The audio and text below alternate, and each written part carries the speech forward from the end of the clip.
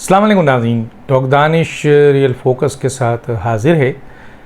इमरान खान साहब चीख रहे हैं कि मेरी सियासी जमात को ब्रेक किया जा रहा है और इसे रोका जाए।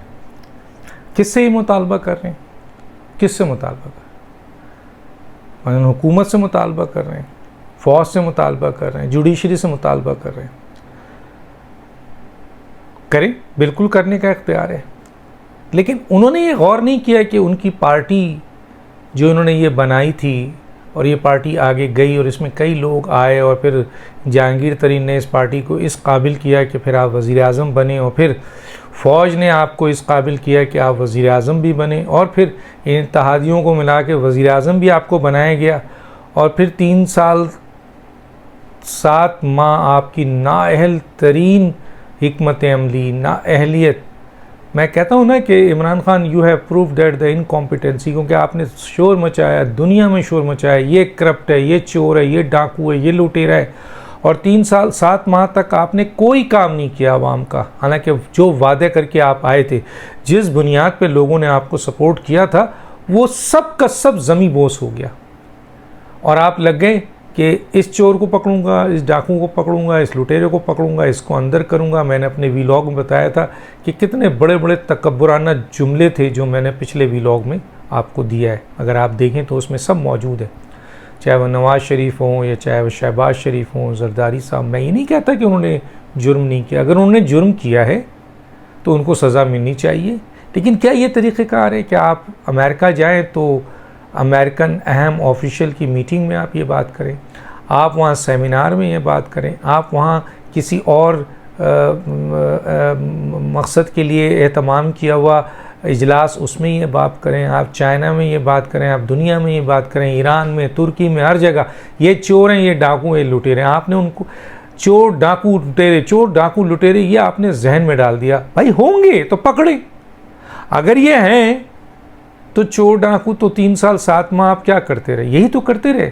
आपने तो अवाम की खिदमत नहीं की, आपने अपनी कोई पॉलिसी नहीं बनाई, आपके लोग लूट मार करते रहे, क्योंकि आपकी हुकूमत में चोर डाकू लुटेरे सब आ गए थे, उनकी तरफ आप देख नहीं रहे थे।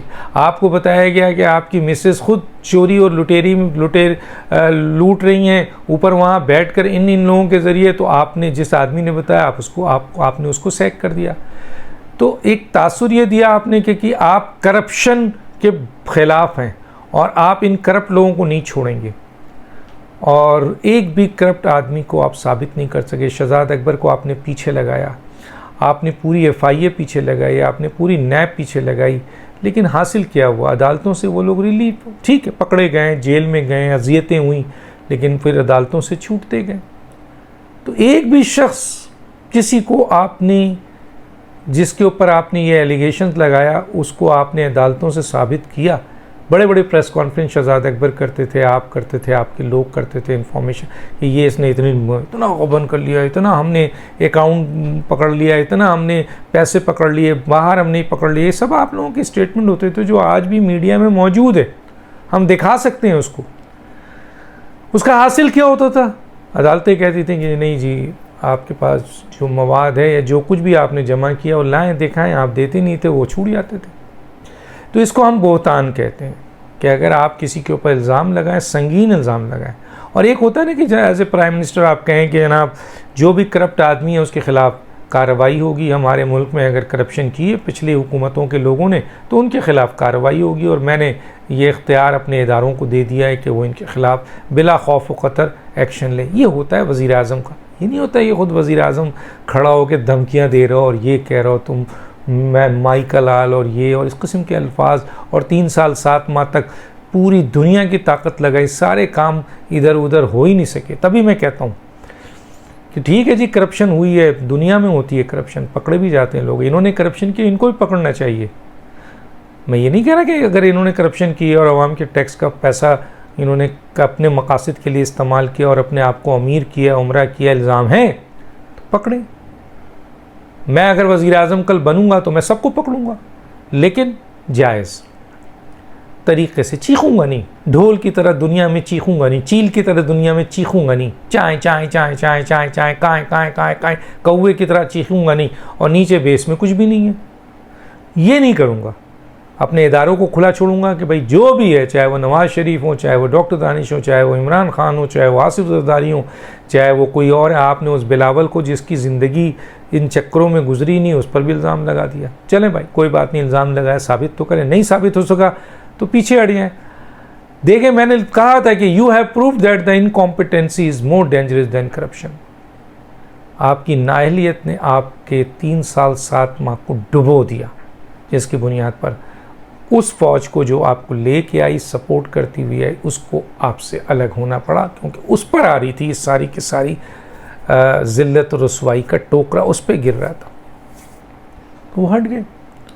अब सूरत हाल कहने का ये है कि आप इल्ज़ाम लगाते हैं कि जनाब आपकी पार्टी को तोड़ा जा रहा है। आपकी पार्टी को आपने तोड़ दिया, आपने ऐसे इक़दाम किए, आपने साइफ़र का ढोंग रचाया, आपने इतने बड़े झूठ बोले, आपने अपने पार्टी में अहम तरीन अच्छे आइडियोलॉजिकल लोगों को जो है वो पीछे करके लोटे आपने जमा किए, आपने लोटे जमा किए। आपने शीरी मज़ारी जो आपके पीठ पे खंजर मार रही है, फवाद चौधरी जो आपके पीठ पे खंजर मांग रहा है, असद उमर जो आपके पीठ पे खंजर मार रहे हैं, बाबर अवान जो आपके पीठ पे खंजर मार रहे हैं, अली ज़फ़र जो आपके पीठ पे खंजर मार रहे हैं, और यहाँ इमरान इस्माइल और ये जो हलीम आदिल शेख ये आपके पीठ पे खंजर मार रहे हैं, और ये शेख रशीद आपके पीठ पे और आपके सर पे खंजर मार रहे हैं।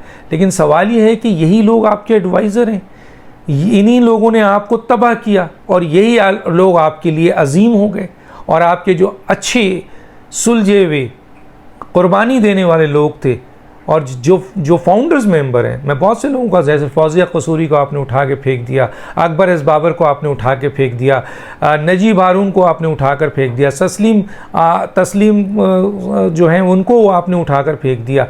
ऐसे बेशुमार लोग हैं जो फाउंडर थे, जिनके इस पार्टी में कुर्बानी थी, जो एक ख़ास आइडियोलॉजी लेकर इस पार्टी में आए थे, जो उस आइडियोलॉजी के ऊपर आगे जा रहे थे। वहीं आपका क्लैश हुआ, क्योंकि आपको इख्तिदार चाहिए था, आप हर सूरत में इख्तिदार चाह रहे थे, इसलिए आपने उस वक्त वहाँ के जो इस्टेब्लिशमेंट के लोग थे इनसे मिलकर आपने सौदेबाजी की और आप आगे, आपको लोटे दे दिए गए, आपको यही लोग दिए जिन्होंने आपके पीठ पे खंजर मारा, आपको तबाह किया, और उस तबाही में आप ख़ुद भी शामिल हैं, क्योंकि आपने ऐसे फ़ैसले किए हैं, ऐसे बड़े बड़े फ़ैसले जो कुल्हाड़ी नहीं थे, कुल्हाड़ा थे। तो आज आप ये इल्ज़ाम क्यों दे रहे हैं कि आपकी पार्टी को, कोई आपकी पार्टी को नहीं। मैंने कल एक इंटरव्यू किया महमूद मौलवी साहब का, उन्होंने कहा कि मुझे कोई दबाव नहीं, मुझे किसी ने कुछ नहीं कहा, मैं ख़ुद अब इस पोजीशन पे पहुंचा हूँ। देख रहा था काफ़ी अरसे से कि ये पार्टी, जिस मकसद से मैं इस पार्टी में आया था, ये पार्टी तबाह हो चुकी है, गलत हाथों में जा चुकी है। नाम नहीं दिया उन्होंने, लेकिन मुझे नाम पता है, बहुत सारे लोग लेते हैं नाम, तो मैंने दे दिया ये नाम। तो आपने करप्शन की, आपके लोगों ने करप्शन भर दिया, करप्शन से लूटा है आपको, आपकी गवर्नमेंट में लूटा है पाकिस्तान को। तो वो सब चीज़ें आ गई सामने, और महमूद साहब ने कहा कि जी, जब इस पोजीशन पे आप पहुँचे, जब आप पाकिस्तान से दुश्मनी करें, पाकिस्तान की फ़ौज से दुश्मनी करें, और अपने लोगों को बहका कर फ़ौज के ख़िलाफ़ करें, और वही फ़ौज जो पाकिस्तान को जोड़े हुई है, पाकिस्तानी कौम को जोड़े हुई है, पाकिस्तान की हिफाजत करती है, आप उसको तोड़ रहे हैं, चुनांचे आप पाकिस्तान को तोड़ रहे हैं, तो अब हमारा आपके साथ रहना बड़ा मुश्किल हो गया। और यही वजह है कि पाकिस्तान, आप कोई भी सियासी जमात ये करेगी, उसमें जो मुहिब वतन पाकिस्तानी है वो उस सियासी जमात को छोड़ देंगे। सिर्फ आपकी जमात को नहीं, आपकी जमात जैसे हरकतें आपने की हैं, और आपके लोगों ने उकसाया जिस तरह लोगों को, और अपने वर्करों को दहशतगर्दी की तरफ माइल किया है, बगावत की तरफ माइल किया, और ये एक दिन का नहीं है, काफ़ी अरसे से आप पका रहे हैं। उसका नतीजा ये निकला कि जब आप इस हद तक चले गए, कोई भी सियासी जमात इस हद तक जाएगी, उसका यही असर होगा। एक ज़माने में मुत्तहिदा कौमी मूवमेंट थी, अल्ताफ़ हुसैन साहब पर भी ये इल्ज़ाम आता है, हालांकि अल्ताफ़ हुसैन का जुर्म आपके जुर्म से बहुत कम है, लेकिन उनके साथ भी यही हुआ कि उनकी पार्टी वालों ने उनको छोड़ दिया जब उनको ये सब चीज़ें नज़र आईं। तो फिर आपके साथ जब आप उनसे 100 गुना ज़्यादा जराइम कर रहे हैं और 100 गुना ज़्यादा इस मुल्क के साथ दुश्मनी कर रहे हैं, तो फिर कैसे आपके मुहिब वतन लोग आपके साथ रहेंगे। तो आपकी पार्टी को कोई डिस्टर्ब नहीं कर रहा है, तोड़ नहीं रहा है, आप खुद तोड़ रहे हैं, अपने पार्टी को तबाह कर चुके हैं। एक ने बड़ा अच्छा जुमला कहीं लिखा था, वो मैंने पढ़ा था कि इमरान खान साहब ने अपनी इस जमात को, पीटीआई को, जो तबाह हो रही है, बल्कि तबाही के दहाने में पहुंच गई है, उसके अहम ज़िम्मेदार हैं। और मैं ये कहता हूँ कि इमरान खान के साथ साथ वो तमाम लोग भी ज़िम्मेदार हैं जो किसी न किसी तरीके से इस जमात में आए अपने मफादात के लिए, और इमरान खान को के करीब घुसकर इमरान खान को इस्तेमाल किया और इमरान खान ने इनको इस्तेमाल किया। दोनों ने एक दूसरे को इस्तेमाल किया और नतीजा पार्टी की तबाही हुई। आज आप रोते क्यों हैं? वो आपको, आपकी पार्टी टूट रही है और टूटेगी, क्योंकि आपने जो हरकत की है वो पाकिस्तान की तारीख़ में आज तक किसी सियासी, दुनिया की तारीख़ में किसी सियासी जमात ने ऐसा नहीं किया। तो फिर तो महबूब वतन लोग आपके छोड़ के जाएंगे, अब अलग होंगे आपसे लोग। कोई नहीं, कोई प्रेशर नहीं दे रहा है, कोई कुछ नहीं कह रहा है। ख़ुद आप, ये मकाफ़ात अमल है, आपने अपने पाँव पे बहुत बड़े बड़े कुल्हाड़े मारे हैं, उसका नतीजा आ रहा था, आ गया। इसी चीज़ का इंतज़ार था। इस दिन तक लोग ने बहुत बर्दाश्त किया। मैं बताऊं, बहुत सारे लोगों से बात हुई, उन्होंने बहुत बर्दाश्त किया।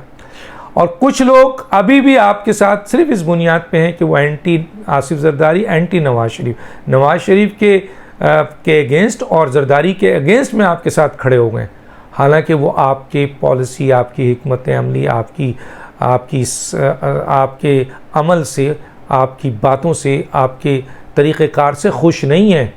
वो एक लम्हा आपको पसंद नहीं करते हैं। लेकिन जरदारी और नवाज शरीफ के मुकाबले में आपके सामने, उनके मुकाबले में आपके पास आकर खड़े हो गए। मैं बता दूं मैं आपको, तो आप अब तबाही भी आ रही है। और दूसरी बात यह है कि आपको आखिरी वार्न किया गया। नैब केस में, अलकादिर केस में 3 जो लोग हैं, जिनमें जुल्फ़ी बुखारी हैं, शहजाद अकबर हैं और आपके गूगी भी हैं, याद रखें गूगी, आपको उनको तलब कर लिया गया है। शेख रशीद को भी तलब कर लिया गया है।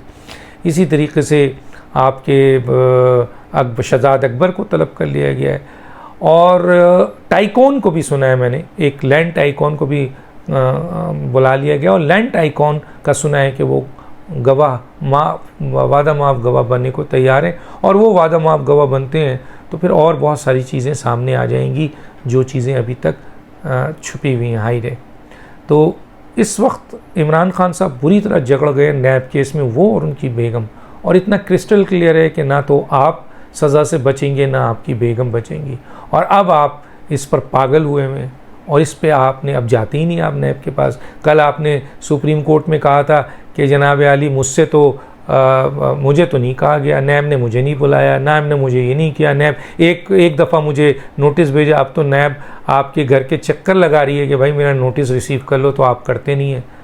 आप इतने डरे हुए हैं कि आप और आपकी बेगम, जो कि पर्सनल उनको रिसीव करना चाहिए, नहीं कि आखिर में वो कोई लीगल आपका बंदा है उसने रिसीव किया। अब आप कहते हैं कि मैं नैब के पास जाऊंगा नहीं, जबकि कोर्ट ने आपको कहा था कि जी आप वो तमाम प्रोसीजर जो नैब को अडॉप्ट करना है करें और आप उनके साथ कोऑपरेट करें। तो नैब तो वो प्रोसीजर अडॉप्ट कर रही है, लेकिन आप कोऑपरेट नहीं कर रहे हैं। आपको क्या डर है? आपको डर है कि आपके ये जो जुर्म है आपका, वो बहुत क्रिस्टल क्लियर है और नैब आपको गिरफ़्तार कर लेगी।